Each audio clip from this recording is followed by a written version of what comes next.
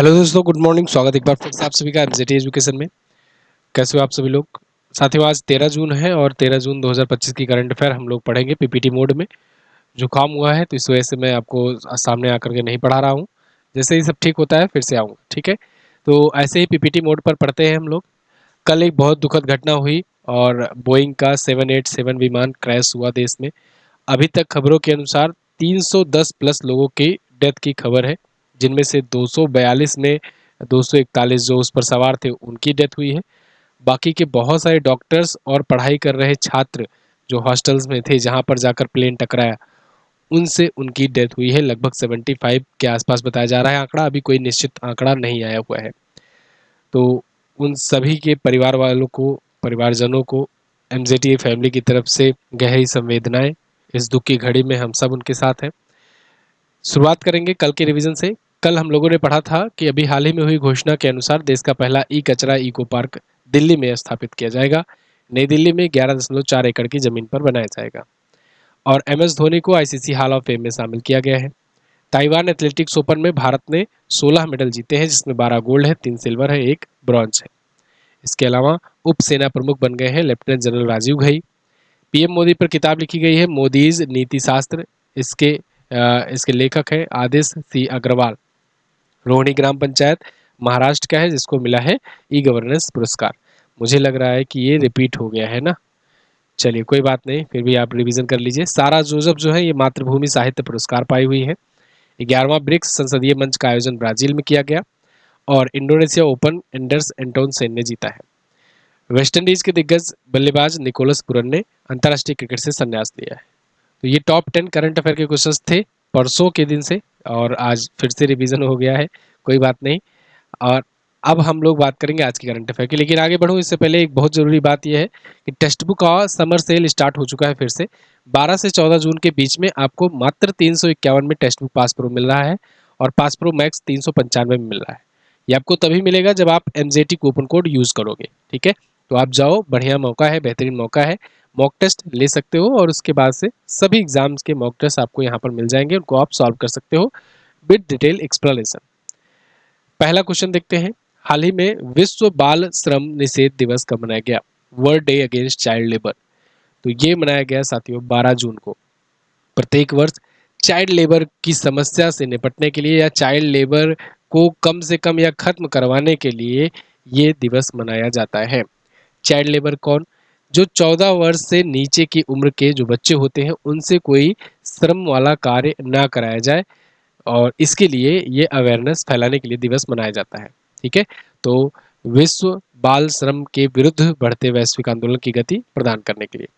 Theme है progress is clear but there is still more work to do, let's accelerate effort. Theme से स्पष्ट है कि देखिए प्रोग्रेस क्लियर है, लेकिन फिर भी अभी भी बहुत सारा काम करना बाकी है। ये दिवस आईएलओ के द्वारा मनाया जाता है।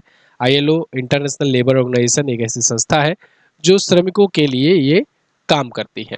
इसकी स्थापना 1919 में हुई थी, 1919 को, ठीक है ना? और गिलबर्ट हैंगबो इसके अध्यक्ष हैं। गिलबर्ट हैंगबो इसके अध्यक्ष हैं। इनका नाम याद रखना। अभी 1 मई आया था। 1 मई को अंतर्राष्ट्रीय अंतर्राष्ट्रीय श्रमिक दिवस मनाया जाता है, ठीक है ना? अंतर्राष्ट्रीय श्रमिक दिवस, ये भी याद रखना।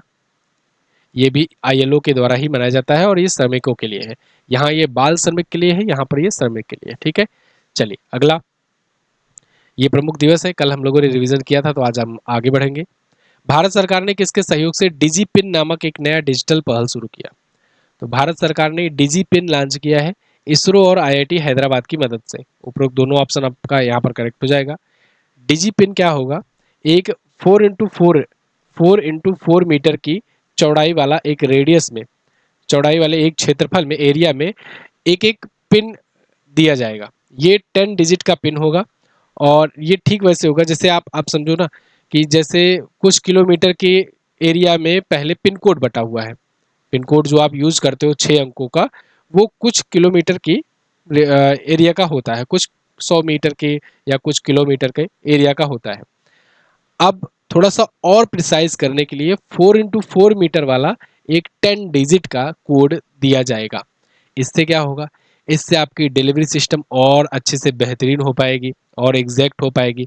इससे आप ऑनलाइन जो ये ओला, उबर, रैपिडो ये सब बुक करते हो, मतलब कि जो गाड़ियाँ वगैरह बुक करते हो जाने के लिए, वो भी परफेक्ट हो पाएगा।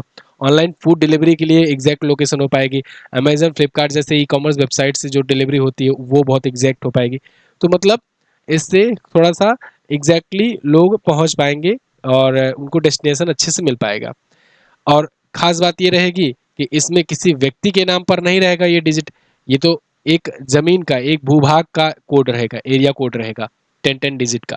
ठीक है, तो यानी कि वो एरिया फिक्स रहेगा।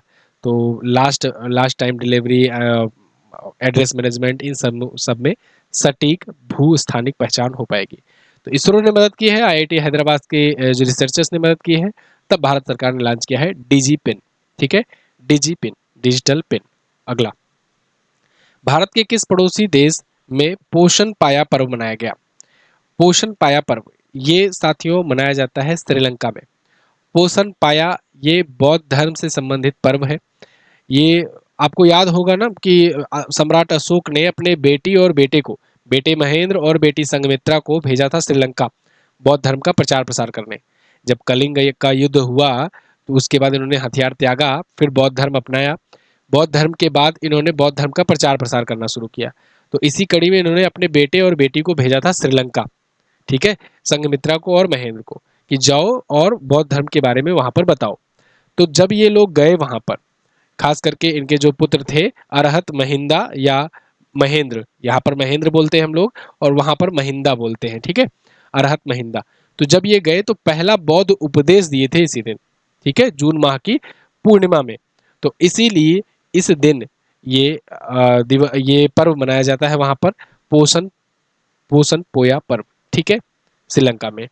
तो महिंदा ने महिंतले में राजा देवनाम प्रियतिस्स को ये पहला उपदेश दिया था। अगला, हाल ही में कहां पर बहुराष्ट्रीय सैन्याभ्यास खान क्वेस्ट का आयोजन किया गया? खान क्वेस्ट, खान क्वेस्ट साथियों मंगोलिया में होता है। ये एक मल्टीनेशनल एक्सरसाइज है, ध्यान रखना, मल्टीनेशनल एक्सरसाइज है। भारत भी इसमें हिस्सा लेता है, यूएस भी हिस्सा लेता है और मंगोलिया वगैरह भी, और भी बहुत सारे देश इसमें हिस्सा लेते हैं। ठीक है ना, मंगोलिया, इंडिया, यूएस, ये सब इसमें हिस्सा लेते हैं खान क्वेस्ट में। तो इंडियन आर्मी इसमें ज्वाइन की हुई है मंगोलिया में। और ये 14 जून से शुरू हुआ है, 28 जून तक चलेगा। 22वां संस्करण है इस बार का। सबसे पहले ये अमेरिका और मंगोलिया के बीच शुरू हुआ था 2003 में, और उसके बाद 2006 से इसे मल्टीनेशनल कर दिया गया। अब देखो इसकी स्ट्रेटेजिक लोकेशन बड़ी इंपॉर्टेंट है। क्यों? क्योंकि देखो अमेरिका जो है ना, इसके दो दुश्मन देश हैं, चाइना और रसिया। इन दोनों के बीच में पड़ता है मंगोलिया। यानी मंगोलिया में जब आयोजन होगा ये एक्सरसाइज का, तो एक प्रकार से ये रूस को भी काउंटर कर सकता है, चाइना को भी। खैर, इंडिया भी इसमें शामिल होता है और ऐसे बहुत सारे देश इसमें शामिल होते हैं। मंगोलिया आपको लोकेशन में यहाँ पर दिख जाएगा, रसिया और चाइना के जस्ट बीच में है। अच्छा, एक चीज और, मंगोलिया में ही है गोबी। गोबी जानते हो क्या है? गोबी एक मरुस्थल है और वो एशिया का सबसे बड़ा मरुस्थल है, यानी सबसे बड़ा डिजर्ट है। ठीक है, तो पूछा जाता है ये क्वेश्चन कि एशिया का सबसे बड़ा डिजर्ट कहाँ पर है, तो आप बताओगे गोबी मंगोलिया में। और सहारा अफ्रीका में है, जो कि दुनिया का सबसे बड़ा डिजर्ट है। भारत का सबसे बड़ा डिजर्ट थार का रेगिस्तान, रेगिस्तान है, जो कि है राजस्थान में। ऐसे बहुत सारे स्टैटिक पॉइंट्स आपको ये स्टैटिक जी के राफेल में मिल जाएंगे, जो कि आपको एमजेडपी ऐप पे मिलेगा। इसमें 31 चैप्टर्स हैं, इसमें कंप्यूटर भी इंक्लूडेड है और भी बहुत सारे चैप्टर्स हैं। इनको आप ले सकते हैं, सैंपल पेज यहाँ पर दिखाए गए हैं। ये ई बुक आप एमजेटी ऐप से जाकर के ले सकते हो और मात्र 79 में इसे ले सकते हो। ठीक है, कोई भी दिक्कत आए तो आप व्हाट्सएप कर देना। हाल ही में विमोचित पुस्तक the diary of a cricketer wife, इसको किसने लिखा है? एक पुस्तक आई है the diary of a cricketer wife, इसको लिखा है पूजा पुजारा ने। अब बताने की जरूरत नहीं है किसकी वाइफ होंगी, ये चेतेश्वर पुजारा की वाइफ थे और इन्होंने the diary of A cricketers wife इस नाम से एक पुस्तक लिखी हुई है। ठीक है, तो ये पुस्तक है इनकी, चेतेश्वर पुजारा की पत्नी है। पुस्तक का विमोचन मुंबई में किया गया है। अगला, किस राज्य सरकार ने 13 डिजिट का unique alpha numeric infra ID launch किया? इंफ्रा आईडी, इंफ्रा आईडी जो होगा वो इंफ्रास्ट्रक्चर के लिए होगा, इंफ्रास्ट्रक्चर के लिए। जो भी कोई इंफ्रास्ट्रक्चर बन रहा है, जो भी कोई परियोजना बन रही है, उसके लिए 13-13 डिजिट का एक यूनिक कोड असाइन किया जाएगा और उस कोड के जरिए उनको ट्रैक किया जा सकेगा। ऐसा किया है महाराष्ट्र ने। तो ये भी एक डिजिटल माध्यम है तो डिजिटली उनको ट्रैक किया जा सकेगा कि कौन सा परियोजना है, कितना काम हुआ है, कितना काम बाकी है, या कितना इसकी लाइफ टाइम रहने वाली है, वो सब इसमें ट्रैक हो पाएगा। तो महाराष्ट्र सरकार ने ये किया है 13 डिजिट का unique alpha numeric infra ID, ठीक है, मतलब इंफ्रास्ट्रक्चर के लिए आईडी, ठीक है। तो पहला चरण वर्धा जिले में महाराष्ट्र के शुरू किया गया है, धीरे धीरे इसे पूरा रोल आउट किया जाएगा ऑल ओवर महाराष्ट्र। अगला, अंतर्राष्ट्रीय श्रम संगठन के ILO STAT के नवीनतम आंकड़ों के अनुसार भारत का सामाजिक सुरक्षा कवरेज बढ़कर कितने प्रतिशत हो गया है? तो ILO के द्वारा ILO स्टैट के नाम से एक आंकड़ा जारी किया जाता है, और ILO स्टैट जो होता है ये ILO का स्टैटिक्स बताता है। तो इसमें भारत का सामाजिक सुरक्षा कवरेज बताया जा रहा है कि बढ़ करके हो गया 64.3%। पहले कितना था? पहले था 24% इन 2019, यानी कि 2019 में 24% था सोशल सिक्योरिटी कवरअप, अब 64% तक बढ़ गया है। ये भारत में हुआ है और ILO की रिपोर्ट है। ILO मैंने अभी आपको बताया, इंटरनेशनल लेबर ऑर्गेनाइजेशन।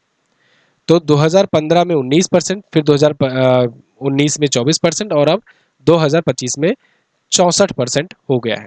45% की उल्लेखनीय वृद्धि हुई है। ये सामाजिक सुरक्षा कवरेज की है, मतलब कितना ज़्यादा सोशल सिक्योरिटी है इंडिया में। वो अलग बात है कि कुछ लोग टंकी में दफन कर दे रहे हैं, कुछ लोग मेघालय ले जाकर मार दे रहे हैं, कुछ लोग सांप से कटा दे रहे हैं, कुछ लोग, मतलब सोशल सिक्योरिटी तो है लेकिन पत्नियों से सिक्योरिटी नहीं हो पा रही है। खैर, भारत अब दुनिया में दूसरे स्थान पर है, लगभग 94 करोड़ नागरिक की सामाजिक सुरक्षा यहाँ पर प्रदान करता है। ILO की बात करें तो 187 मेंबर है। अध्यक्ष मैंने अभी आपको बताया ही गिलबर्ट हैंगबो है। जिनेवा में इसका हेडक्वार्टर है और 1919 में इसकी स्थापना हुई थी। अगला, विश्व बैंक ने वित्तीय वर्ष 2025-26 के लिए भारत की आर्थिक वृद्धि का अनुमान कितना प्रतिशत लगाया है? तो वर्ल्ड बैंक ने भी जीडीपी वृद्धि रेट का, जीडीपी ग्रोथ रेट का भारत का आंकड़ा बता ही दिया। कितना बताया इन्होंने? 6.3%। जीडीपी एक बार फिर से जान लो, ग्रॉस डोमेस्टिक प्रोडक्ट, सकल घरेलू उत्पाद। किसी एक वित्तीय वर्ष में किसी एक देश के द्वारा जितनी भी सीमाओं के अंदर, उसके बॉर्डर के अंदर अंदर जितनी भी सेवाओं का और उत्पादों का, यानी प्रोडक्ट का और सर्विसेज का उत्पादन हो जाया करता है, उसे ही कहते हैं जीडीपी। अब वो प्रतिवर्ष किस दर से बढ़ रही है उसी को कहते हैं जीडीपी ग्रोथ रेट। तो यहाँ पर ग्रोथ रेट का अनुमान बताया है विश्व बैंक ने 6.3%। फाइनेंशियल ईयर 2026 की बात है, मतलब 2025 चल रहा है और 2026, ठीक है। जब FY26 लिखा रहे तो इसका मतलब 2025-26, और जब FY27 लिखा रहे तो इसका मतलब होता है कि 2026-27, ठीक है। FY27 के लिए भी इन्होंने अनुमान बताया है, ये अनुमान बताया है 6.5%। अभी वाला FY26 जो है ये 6.3% होगा, ठीक है, क्लियर है। वर्ल्ड बैंक की बात करेंगे तो 1944 में स्थापना हुई थी, वाशिंगटन डीसी में हेडक्वार्टर है। अध्यक्ष है अजय बंगा, भारतीय है, 189 सदस्य देश है। अगला,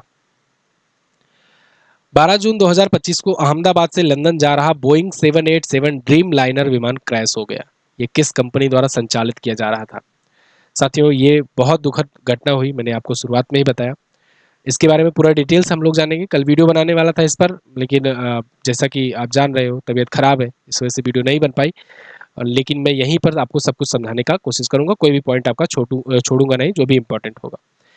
तो ये अहमदाबाद से लंदन जा रहा था बोइंग 787 ड्रीम लाइनर 12 जून को, और ये क्रैश हो गया। एयर इंडिया के द्वारा ऑपरेट किया जा रहा था। जैसे ये बोइंग का है ना, तो बोइंग एक कंपनी है, अमेरिकी कंपनी है, और ये विमान बनाती है, ठीक है। विमान बनाती है, उसके बाद तमाम प्रकार की दुनिया में जो एयरलाइंस है उनको अपने विमान बेच दिया करती है, और जो एयरलाइंस है उनको ये खरीद करके ऑपरेट करती हैं। तो जो ऑपरेट कर रहा था वो था एयर इंडिया, यानी भारतीय कंपनी, टाटा ग्रुप की कंपनी। बोइंग ने इसे बनाया था। ठीक वैसे ही समझो जैसे राफेल है, राफेल जो जेट है उसको बनाया फ्रांस की डसाल्ट एविएशन ने, लेकिन अभी लेकर के खरीद करके ऑपरेट कौन कर रहा है? भारत कर रहा है, भारतीय वायुसेना कर रही है।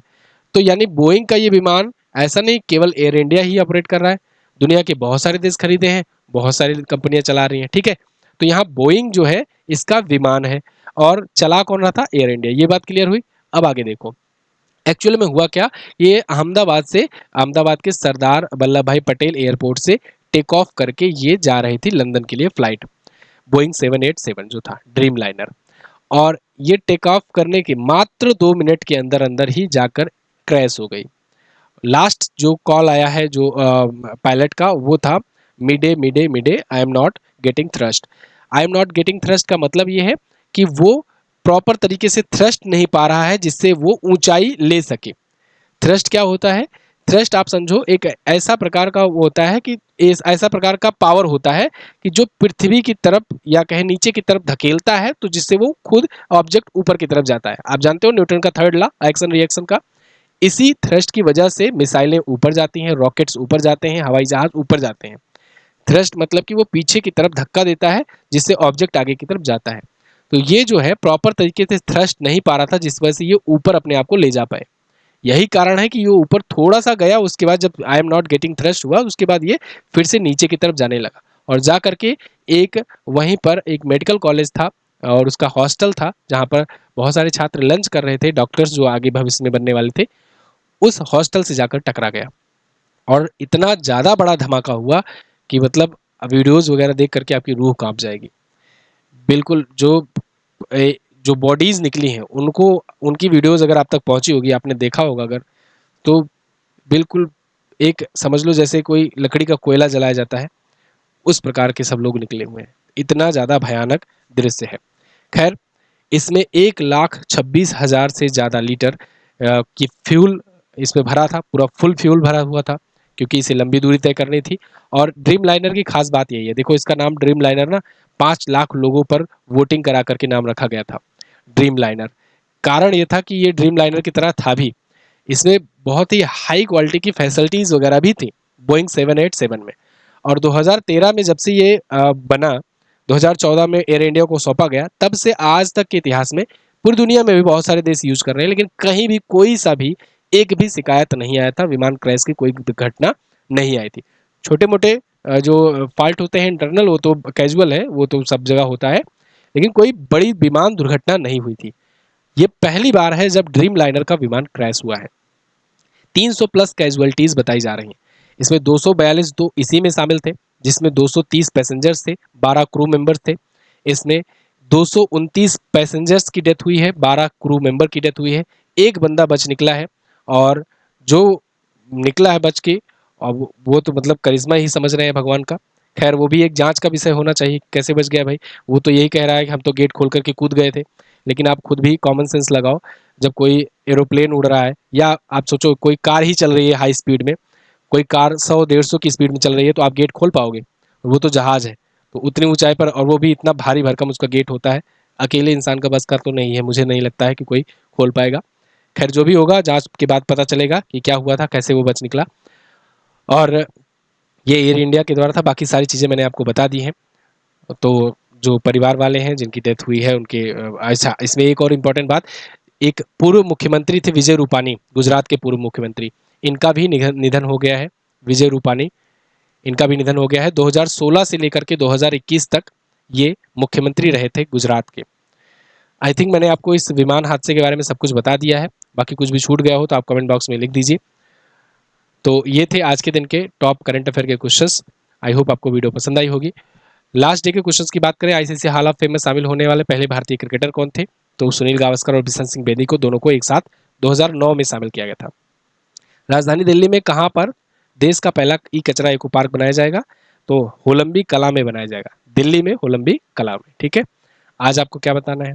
आज बताना है किस भारतीय नौसेना जहाज को भारत के पहले पानी के नीचे संग्रहालय और प्रवाल शैलमाला में बदला जा रहा है। इसके अलावा देश में विधानसभा को डिजिटल बनाने के लिए भारत सरकार द्वारा शुरू की गई परियोजना का क्या नाम है? दोनों क्वेश्चन अच्छे हैं, कल की वीडियो में मैंने बता रखे हैं, आप इनका आंसर कीजिए डिटेल से। थैंक यू सो मच, मिलेंगे अगले वीडियो में, तब तक के लिए नमस्कार, जय हिंद, वंदे मातरम।